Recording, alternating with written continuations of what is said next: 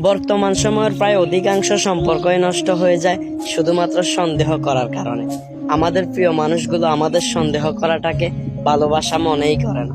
অথচ হুমায়ুন ফরিদী স্যার সন্দেহ নিয়ে কত সুন্দর একটা লেখা লিখেছিলেন। হুমায়ুন ফরিদী স্যারের লেখাটা ছিল অনেকটা এরকম, যে মানুষটা আপনাকে সবচেয়ে বেশি সন্দেহ করে ওই মানুষটা আপনাকে সবচেয়ে বেশি ভালোবাসে, কারণ ওই মানুষটা আপনাকে হারাতে চায় না, ওই জন্যই সে আপনাকে সন্দেহ করে। বিল গেটস সন্দেহ নিয়ে খুব সুন্দর একটা ছন্দ বলেছিলেন। ছন্দটা ছিল অনেকটা এরকম, আপনার ভালোবাসার মানুষ যদি আপনাকে সন্দেহ না করে তাহলে বুঝে নেবেন তাকে ভালোবাসার আরো মানুষ রয়েছে। সন্দেহ, ঝগড়া, রাগ, অভিমান, ছোট ছোট বিষয়গুলোর কারণে বর্তমান সময়ের অধিকাংশ সম্পর্কই নষ্ট হয়ে যায়। অথচ পাশের মানুষটা এটাই বোঝে না, সন্দেহ, রাগ, অভিমান, ঝগড়া যে সম্পর্কের মধ্যে নেই সেখানে ভালোবাসাই থাকে না।